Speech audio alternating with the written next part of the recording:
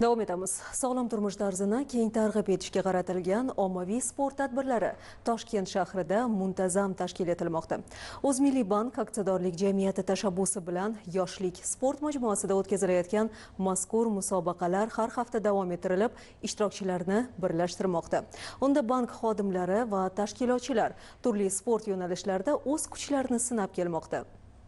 Tadbir yuqori saviyada tashkil etilganini alohida ta'kidlash joiz. Har hafta o'tkazilishi natijasida bu musobaqalar ishtirokchilar uchun kutilgan an'anaviy sport bayramiga aylanib bormoqda. Erta tongdan boshlab bank xodimlari sport majmuasiga jamlanib, belgilangan tartib asosida ro'yxatdan o'tkazildi va musobaqalarga tayyorgarlik ko'rildi. Barcha jarayonlar tizimli ravishda tashkil etilgan bo'lib, har bir ishtirokchi uchun teng sharoitlar yaratilgan.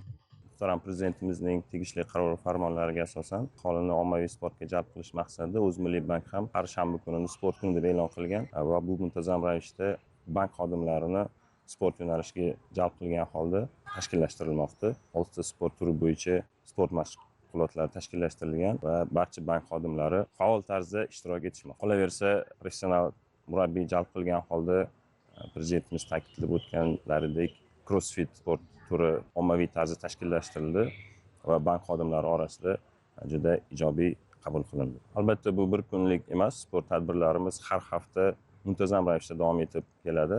Asosiy bellashuvlar futbol, voleybol va stol tennisi yo'nalishlarida qizg'in va murosasiz bahslar bilan davom etdi. Jamoalar o'rtasidagi raqobat kuchli bo'lib, har bir ishtirokchi g'alaba uchun harakat qildi. Shu bilan birga sertifikatlangan bodybuilding va fitness murabbiyi tadbirda ishtirok etib, ishtirokchilar uchun maxsus mashg'ulotlar o'tkazdi.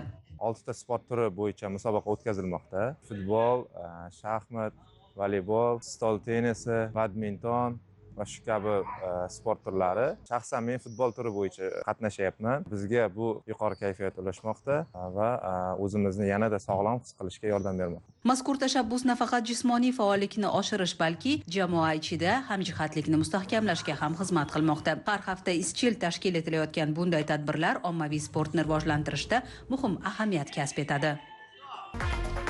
Axborot 24 orqali sizga yetkazmoqchi bo'lgan xabar va lavhalarimiz ana shulardan iborat edi. Dasturlarimiz davom etadi. Bizdan uzoqlashmang.